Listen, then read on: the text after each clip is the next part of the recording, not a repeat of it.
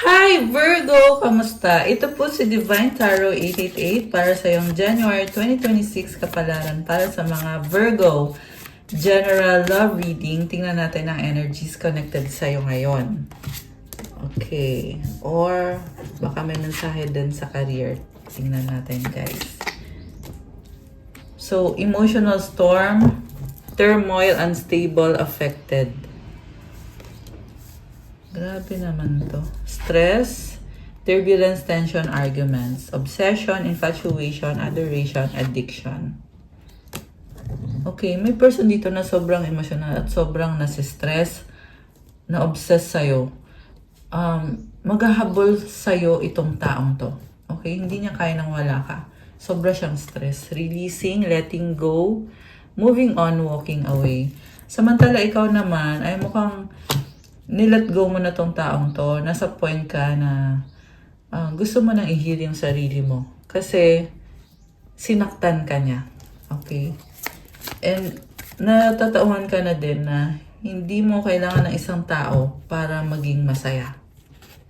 Hopeless, sinking, despair, falling apart. Grabe. So, nawawalan siya ng pag-asa.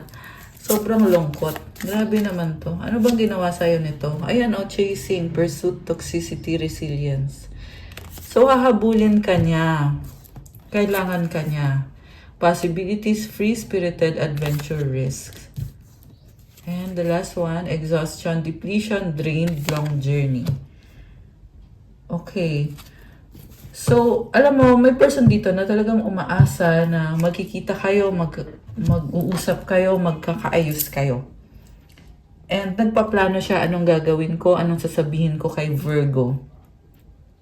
At yun yung kinaka-stress niya ngayon. Kasi nga, hindi niya alam kung anong sasabihin niya para makuha yung loob mo or para mapapaniwala ka niya na, I'm hearing na nagbago na siya.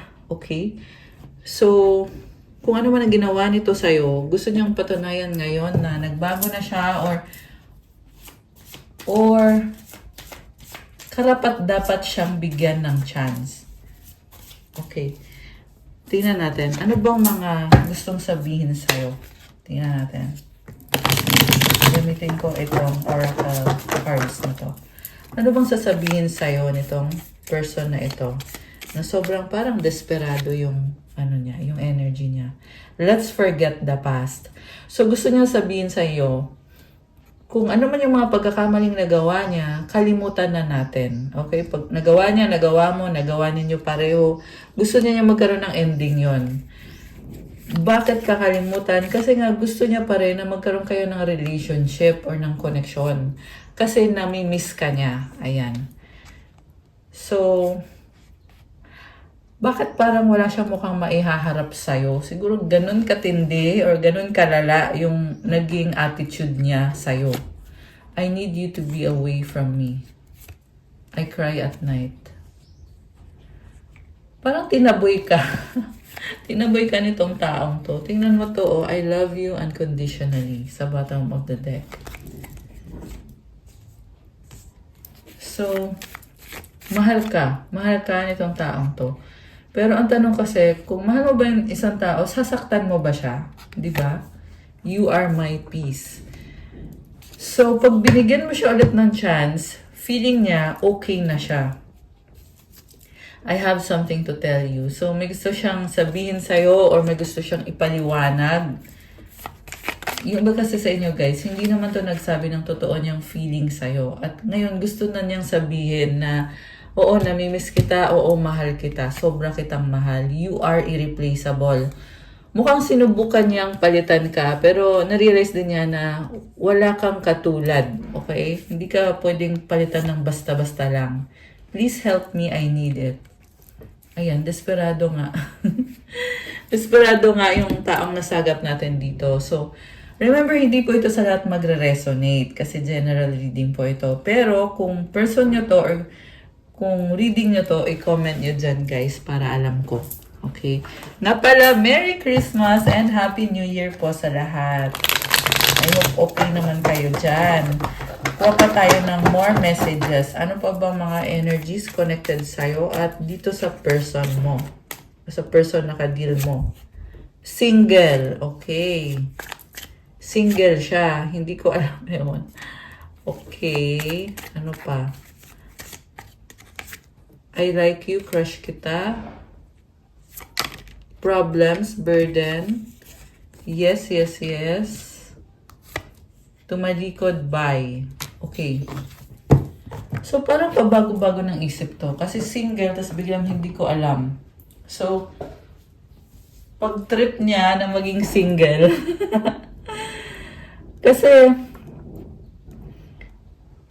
kasi magulo isip niya eh. Pero gusto ka niya. Ayan. And may mga problem siya. Yan yung gumugulo sa isip niya. And so, merong yes, pero tumalikod. Ibig sabihin, ito na nga, pabago-bago nga ng isip. Kaya bigla na lang nawawala. Baka no contact kayo ngayon itong person na to. Gusto kita, attraction. Ayan. Ano pa? Ano pa ang energies connected sa inyo? Nagsisisi, nagkamali. Okay, so may ginawa siya, niloko ka niya, at ngayon nagsisisi siya. Paulit-ulit sa isip. Worried, paranoid. Okay. Ano bang gusto mangyari ngayon nitong taong to? Na pabago-bago ng isip. Obsessed. Oh my gosh. So, obsessed siya sa'yo. Nag-iisip.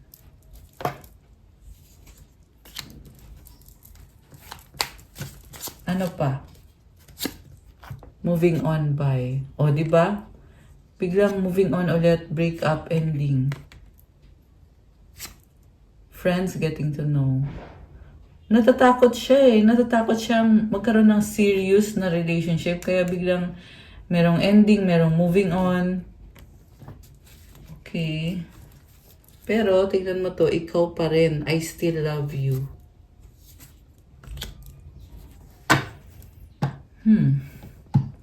Okay. Gusto kong tingnan from the tarot. So, alisin ko muna itong mga cards dito. Tingnan natin ano ba ang intention niya at ano bang nararamdaman niya sa'yo. Alisin ko muna to. Ayan. So, alamin natin. Anong intention niya sa'yo? Anong nararamdaman niya?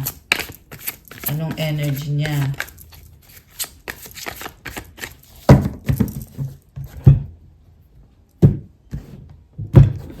Okay. Ace of Swords. Oh my gosh. So, may pagbabago. Ayan. Seven of Wands.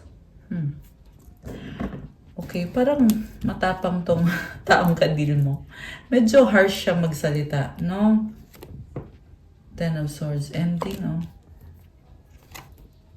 King of Cups. So, may feeling siya sa'yo. Oo, mahal ka niya. And then, High Priest. The Lovers. Oh my gosh. Oh my gosh. Alam mo ba na in the past, ito minahal ka na niya. Minahal ka na niya, sabi dito. Pero nagkaroon ng ending sa inyo. Nagkaroon ng third party. And then ngayon, gusto niya maging serious sa'yo. Pwede kasi yung person na kadin mo ay pabalik-balik sa dalawa niyang options. Pero ngayon, ang nakikita ko dito is, mahal ka niya, sabi dito. Minahal ka niya at gusto niya ulit na magkaroon ulit ng special relationship sa inyong dalawa. With this King of Cups, very emotional itong person na to. And hindi niya openly sinasabi yung totoo niyang nararamdaman. Pero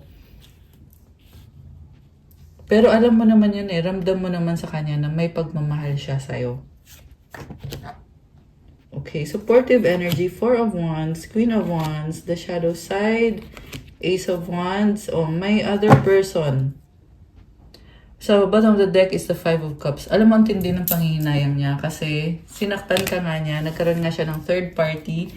Ngayon, nakikita ko, andyan pa rin yung third party. Connected pa rin siya doon. Pwedeng ikinasal sila ng third party na yon.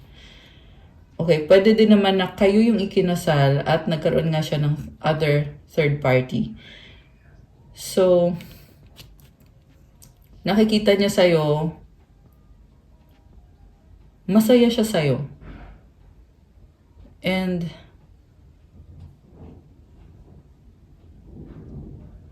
nag-a-adjust ka lagi sa kanya sabi dito, kasi Queen of Wands yung energy mo.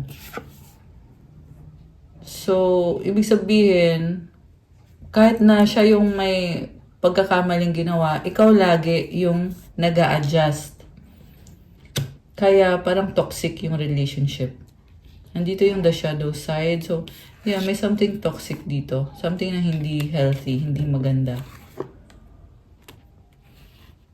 So, yeah, it can be obsession. The outcome is the Ace of Wands. So, ayun nga, nakikita ko kasi sa kanya na pabalik-balik siya. May other person, tas meron din ikaw.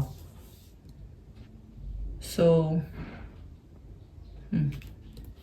grabe.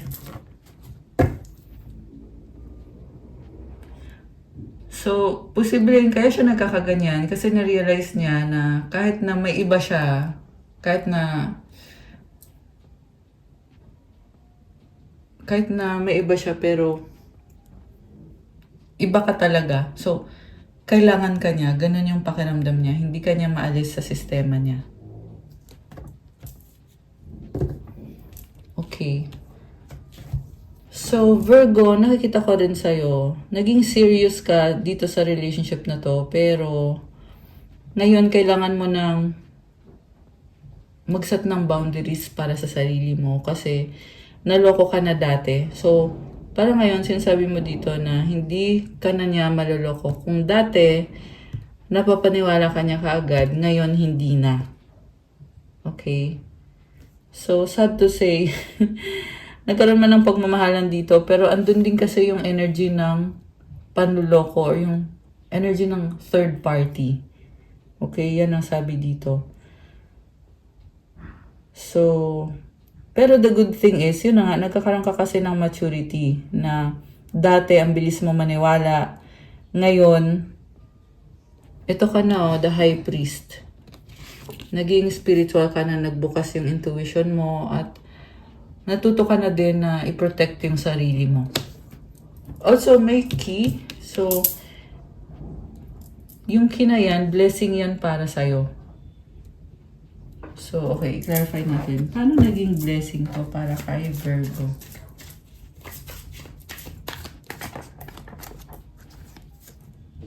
Two of Pentacles. Okay, ano pa? Three of Wands. And Queen of Pentacles. Kasi naging stronger ka, mas natuto kang tumayo sa sarili mong mga paa. And actually, yung ibang Virgo, marami din kasi kayong mga ibang tao sa paligid mo na humahanga sa'yo. Ayan, kasi busy-busy ka dito with the Two of Pentacles. Pinagsasabay-sabay mo. Okay, pwede yan iba-ibang klase ng connection, pinagsasabay-sabay mo. Or pwede rin baka ikaw yung may ibang options. Yung problem lang na nakikita ko dito is minsan in-overthink mo yung tungkol sa mga tao sa paligid mo. Okay. So, tingnan natin. Ano bang magiging outcome dito sa connection na to? Nine of Cups. The Moon. Mag-isa ka Yan yung outcome. Mas mahalaga na prioritize mo yung sarili mo, the Chariot. Mas magiging successful ka pag nag-focus ka sa mga bagay na alam mo na makakabuti para sa'yo. So, the High Priestess is also here is telling me na hindi ka naman niya maloloko or hindi ka na niya maloloko ngayon. Kasi si High Priestess, you are very intuitive. Ang lakas ng intuition mo. At tama yung intuition mo. So, very spot on ka. Nafe-feel mo nararamdaman mo kung may ginagawa to na hindi maganda, may kausap tong iba. Nararamdaman mo at tama lagi yung intuition mo. Ace of Pentacles. So, lumevel up ka. Ayan. May pag-level up sa'yo. mukhang marami ka pang ma-achieve kasi with this chariot, merong, maraming ganap, may mabilis na energy, pwedeng may travel. Baka may kadikang Cancer. So, meron ding Pisces. Air sign, Gemini, Libra, Aquarius. Fire sign, Aries, Leo, Sagittarius, Capricorn energy. Although this can be any sign, okay? May mga, may Gemini din dito at merong, ano pa ba? Taurus. Konting water sign, Cancer, Pisces, Scorpio. And konting earth sign, Capricorn, Taurus, Virgo. Okay. So, kuha pa tayo ng more oracle messages. What's coming towards you, Virgo? Anong paparating para kay Virgo? Let go. Some things are best let go and let the universe work it out in its divine time. Okay. 3. Tell the 3 what you really think. Isa pa. Surprise. You may be surprised. Okay.